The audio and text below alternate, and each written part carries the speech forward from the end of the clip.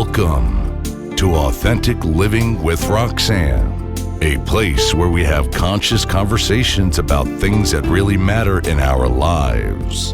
And now here's your host, Roxanne Derhodge.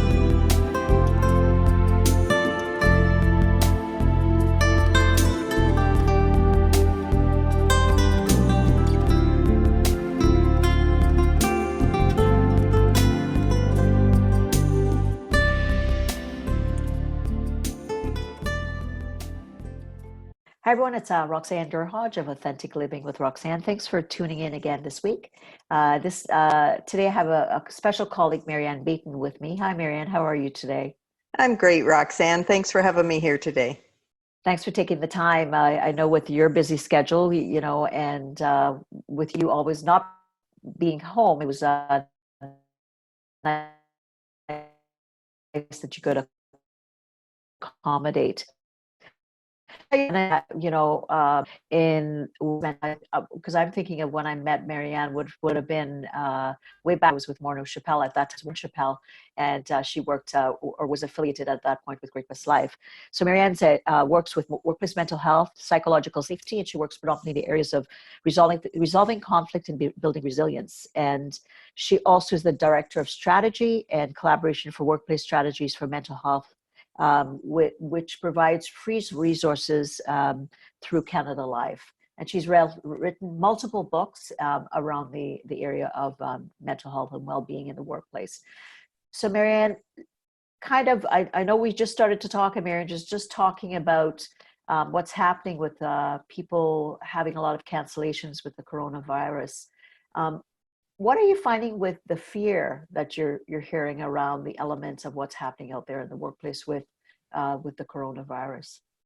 Well, it's interesting because I look at the fear around the coronavirus with the fear around so many things in life, whether it's climate change or it's politics or it is injustice. And all of these things are serious concerns. And yet the level of anxiety can be debilitating for some people. And for other people, they can put it in perspective. They can say, what can I do about this? And if I can't do anything about it, which is usually not the case, there's usually some things you can do to protect yourself or to make a difference in the world. But if there's nothing I can do about it, then I'm not going to worry. And if there is something, I will do it. But while I'm not doing that particular thing, washing my hands or making sure I stay out of crowded places, then I'm going to say it is what it is and live my life. I think some people, where the anxiety gets so great, they actually put their life on hold and spend the time with repetitive negative thoughts of fear that really take away from opportunities for enjoying life.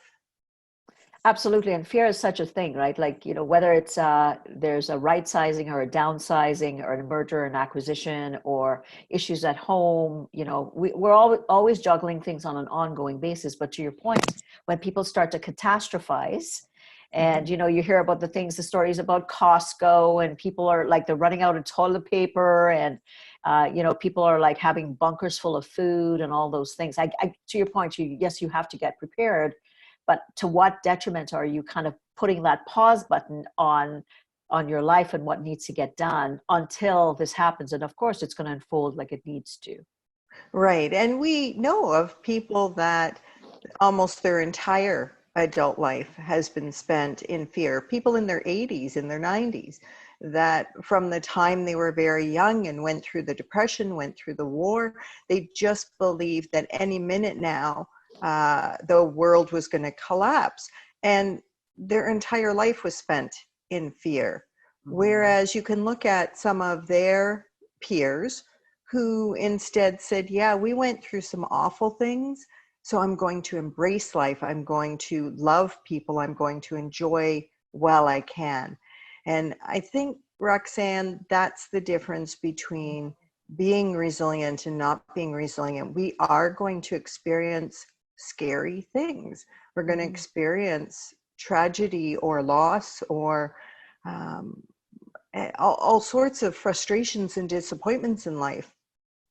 But what we want to do is, when we're not having to deal with that in the present moment, we want to be able to lift our eyes up, lift our attitude up, and enjoy what we can. And it's so interesting, right? Because we know with neuroscience, like, I mean, all of us go into that fight, flight, or freeze at any given point, right? We get triggered. You know, oftentimes when I will see clients, they'll say to me, help me learn how to not get triggered. And I said, okay, well, short of you and I being kind of 6 feet under, we're always going to get triggered. It's kind of what we do with it and how long we kind of stay in that fear-based mode of protection. So there's nothing that's going to, obviously healthy preparation, to your point, is very important. But what happens to a lot of people, and whether I've been a manager through my life, and I know you've been in lots of management or director roles, and you see the differences in personalities of how people kind of absorb fear, and they get almost catatonic, to the people that just kind of are able to take it in and just go with the flow. And of course, with a lot of stresses that we're seeing out there, it's cumulative, and we have so many things that kind of wear down at us on an ongoing basis. So it really becomes our individual responsibility, but also within companies, for companies to kind of think about what can they do around the issue of resilience. Well, So, and Roxanne, I talk about the common enemy mistake that's made in a lot of organizations, where in order to bond with their direct reports, leaders may start saying, yes, this thing, the coronavirus, is really scary. Yes, corporate head office is really bad. Yes, the economy is sinking. And they believe that they're commiserating. But what the research shows is that if the leader is expressing hopelessness, if the leader is expressing victimization, that it actually depletes the energy and the hopefulness of their direct reports. And that we as leaders have a responsibility not to whitewash, not to pretend that this new directive or policy that came down is the greatest thing, but rather to say, it is what it is. How can we make the best of it for us? And to really redirect the fear to positive action, to minimize risk, to minimize the negative impact. and that's such a good, important point, because obviously I often, when I talk about authentic leadership, I talk about the awareness and that leader knowing themselves. Of course, they're human beings, but the more aware that they are, the more aware of how they understand their coping mechanisms and their stressors, and how they kind of process information and how they relate to people, all those things become very vital, so that they could take the time for themselves. So when they do go out and deliver a message around, things, let's use the current example of coronavirus, they may have some things going through their head, but they have to put that frontward facing positive spin on it as much as possible, so that, because we expect that from our leaders. Right. But I think that what the leaders get mixed up with is the difference between being authentic and putting that brave face on. And we're not asking them to pretend like it doesn't matter to them.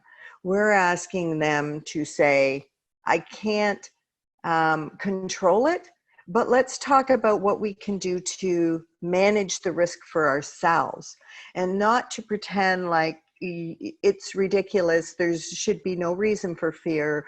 We're all fine, because it's just not true. Mm-hmm. Right? There is some level of risk, but it's manageable, and there's ways to do that. And I think, through the years of management and stuff like that, would you say that things have gotten better, where managers are not like on the autocratic end, where they perceive that I have to be this well put together individual that always has it in control, and now that people are able to kind of give us a bit more of a vein into kind of them as a person, but also deliver in leadership? Yeah, so to borrow from Brene Brown, I think vulnerability is the new strength. It is when a leader can say, yes, I struggled when I started to do that too. I had a challenge in interacting with this type of person in the workplace. Here's how I dealt with it. It's a lot better than saying, what's the matter? Why aren't you getting this? You know, you should have this by now. Or why do you have problems with these coworkers? Is be authentically vulnerable. That doesn't mean weak. It doesn't mean that you're crying and whining. It just means that you're honest about the fact that you're human too, and that there's days, for instance, when somebody comes and says, I need to talk to you, this is going on, and you can say, you know what, that sounds important to you. I'm not in the right headspace right now. Can you give me a half an hour to get organized, and then I'll talk to you? To be vulnerable just means you're being more honest. And I absolutely agree with you. Based on some of the sectors, based on the industry, would you say that in certain industries, and you and I've worked in a lot of different industries also, some environments, you know, are more open and to that element of the leader can be a bit more authentic. Some, they talk about it, but I'm not sure that they deliver that. Yeah, and you know what? I almost see it across every sector now that there are more enlightened leaders. And we used to say, oh, well, you know, they're old school, as if it was tied to an age.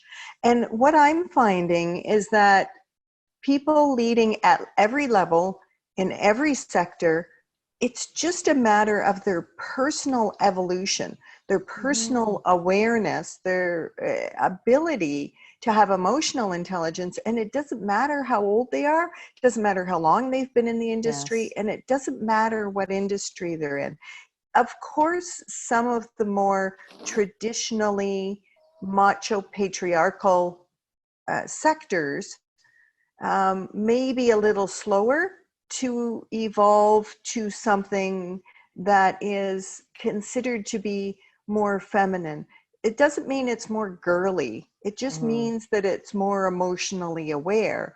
But I see it everywhere, that we are making that change, that we are doing better when soldiers see their colleagues crash and burn. They want to help. They want to make it better. And in order to do so, they have to tap into their own emotional impact from the work that they're doing.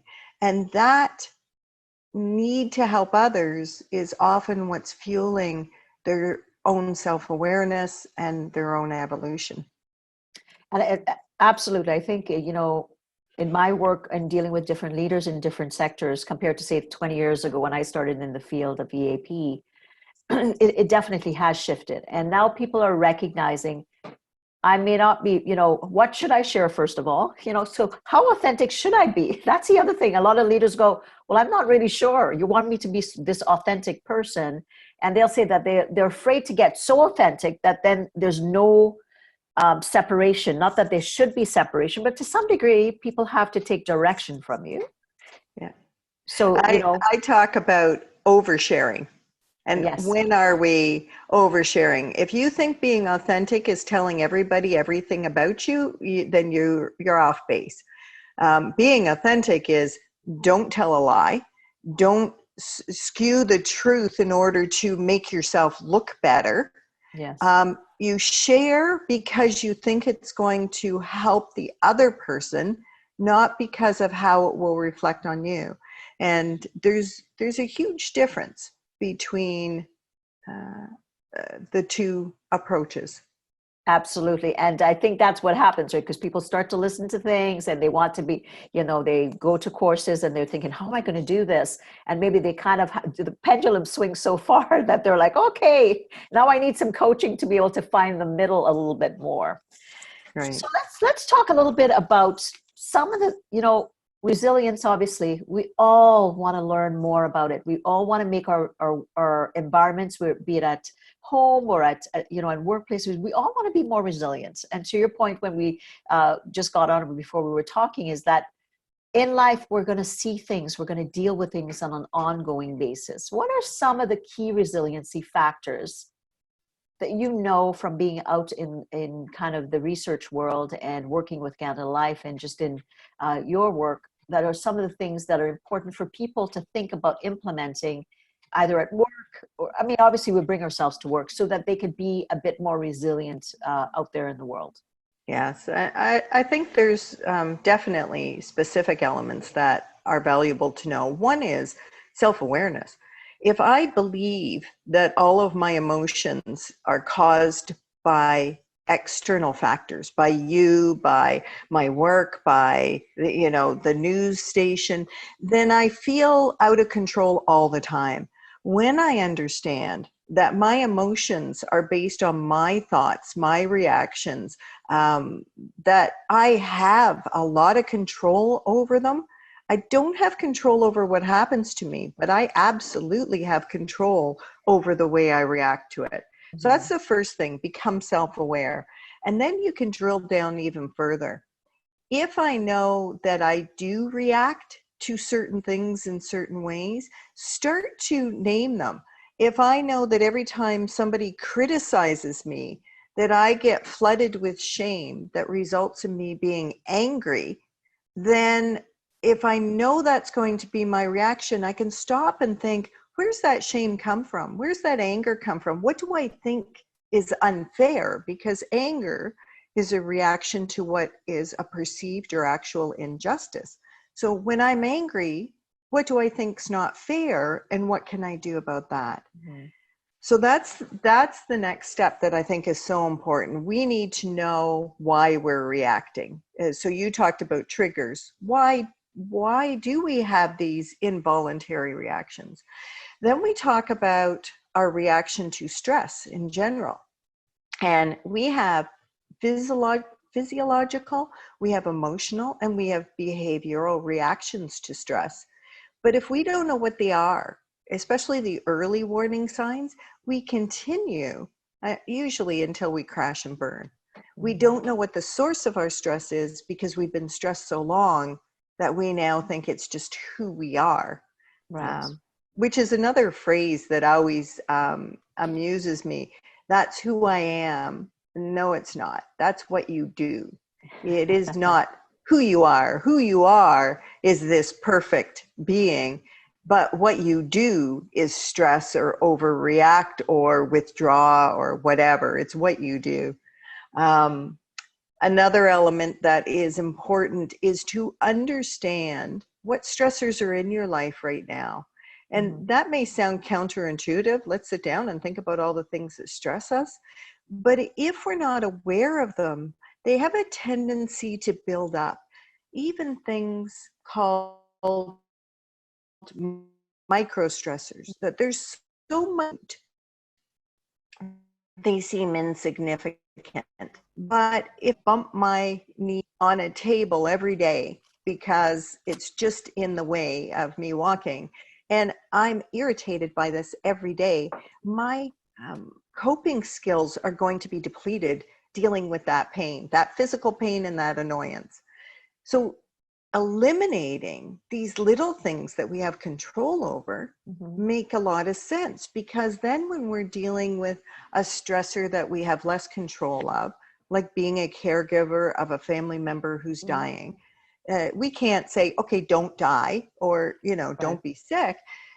We have more energy to cope with that in a way that we won't regret in the end, which is important, right? To behave in a way that is consistent with our love for that person.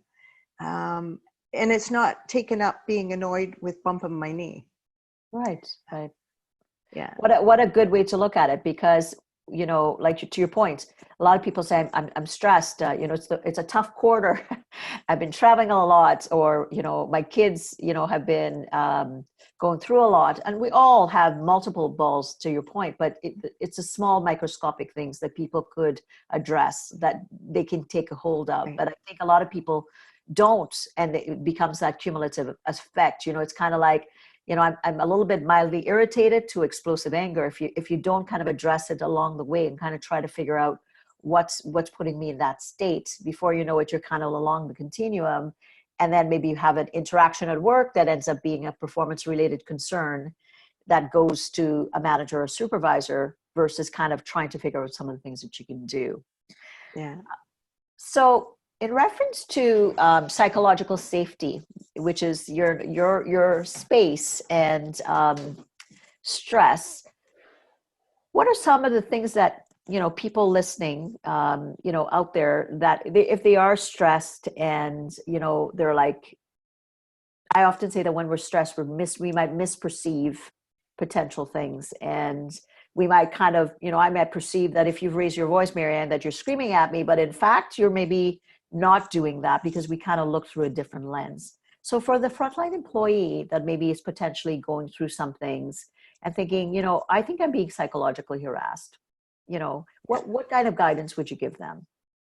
So in our plan for resilience, we have something called the 4A's, and they come from the University of Chicago, and we adapted them a bit for the workplace. And it's that you look at a stressor and understand when we're stressed that our executive functioning, our decision making is compromised because we're stressed. And when we look at a stressor through the 4A's, what we're forcing ourselves to do is consider the pros and cons. So I haven't looked at it from the point of view of feeling harassed, but let's try it. So one of the A's is avoid. Now, a lot of people will say, well, if you're avoiding a stressor, you're just in denial. But I've got a colleague who is a recovering alcoholic who, when they travel, they call the hotel and say, empty the minibar, I want no alcohol in my room. And it's like we talked about with the micro stressors. Why should that person have to deal with that stressor when they can avoid it altogether? So in a situation where you feel like you're being harassed or bullied, the first question is, could you avoid them? And what are the pros and the cons of doing that? And to really look at both sides so that you don't make a decision that is difficult. The next A is accept. Can you accept that this person is going through their own stuff, that it maybe isn't even about you, and that you can put them in perspective? It's their issues, it's their challenges, and you're not going to bother with them, you're not going to react to them. So that's another A. The next one is to adapt. Can you change the way you interact with them? Could you sit down with them and say, you know what, Roxanne, you're a good person. I've worked with you for years, and I've seen who you are.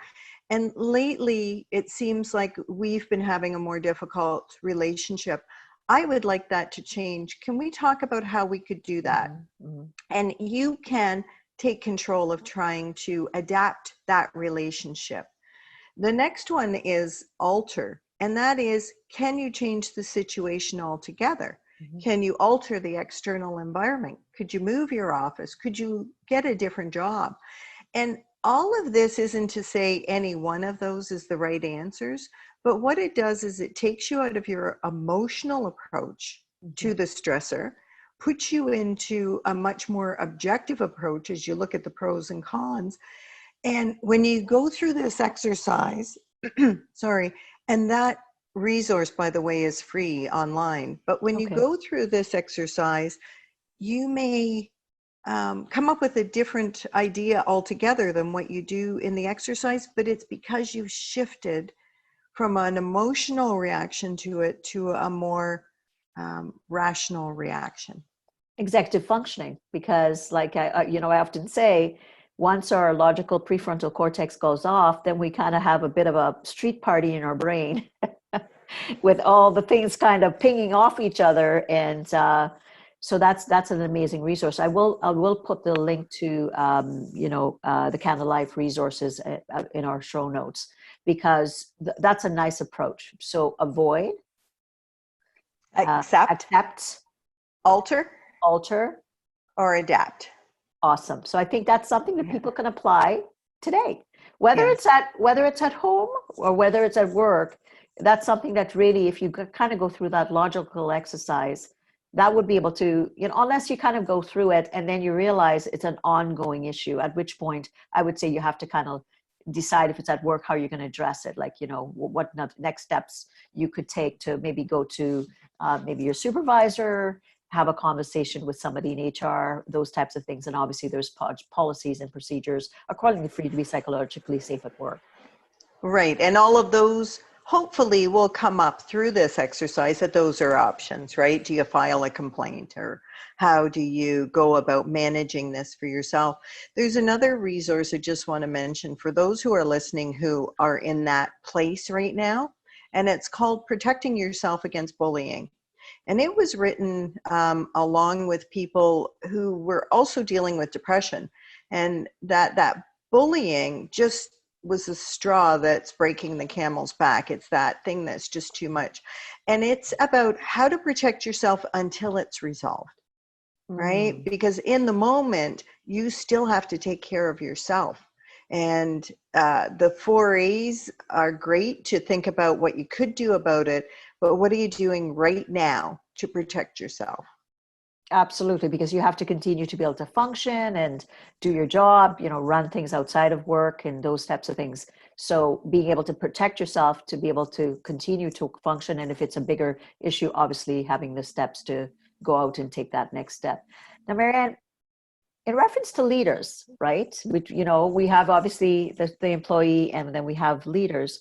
What are some of the things that leaders could, in our work environments? I know when I was in corporate, stressors were there, and I know it's just quantified as we've gone, and we've really had to your point, really step back and recognize how we need to take care of ourselves, because the stressors and the rapidity of our economical world, and with the digital economy, all those things aren't going away.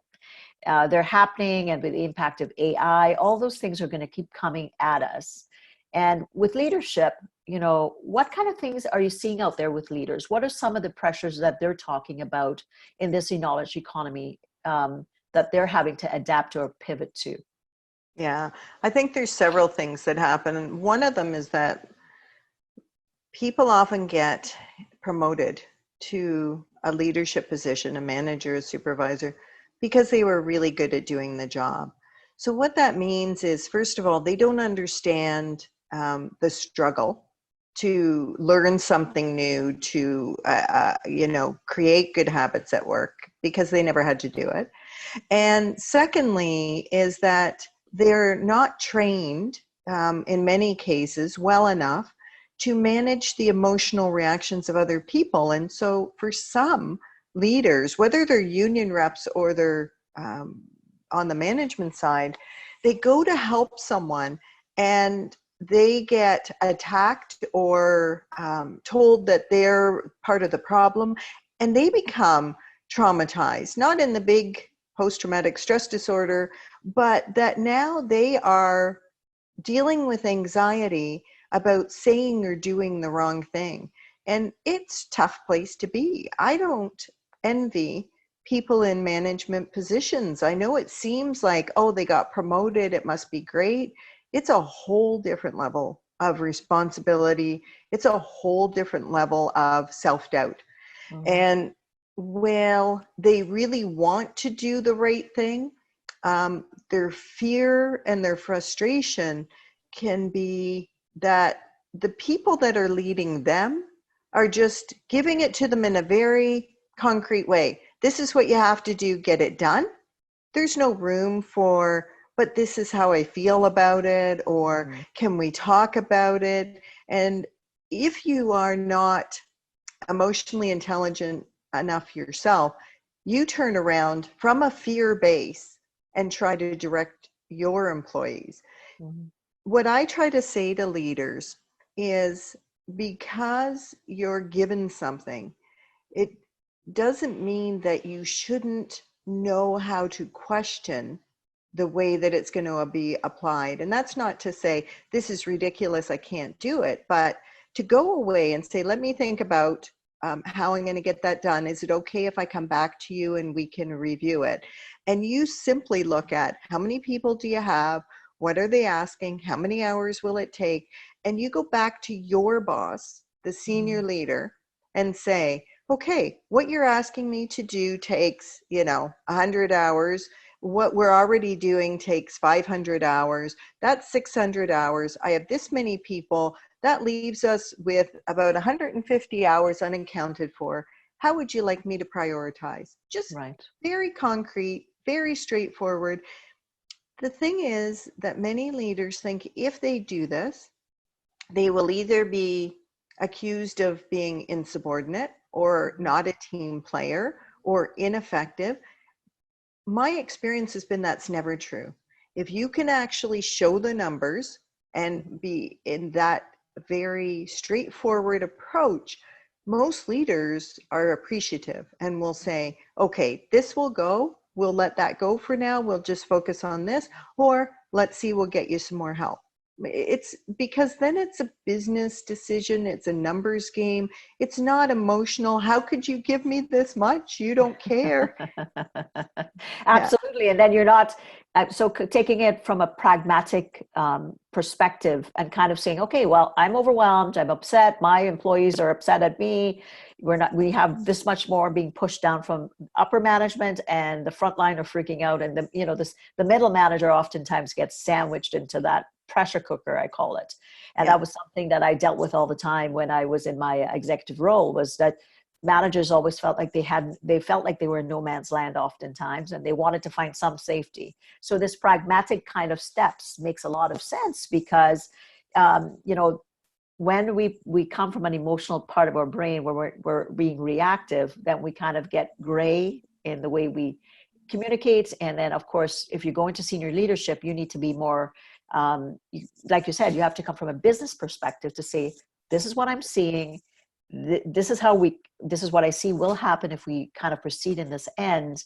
We're going to burn out people. We're going to lose our good staff, those types of things based on the numbers and those. So I think definitely from a business model to look at the business case that you can present versus kind of, like you said, being reactive and I'm so upset and people are screaming at me.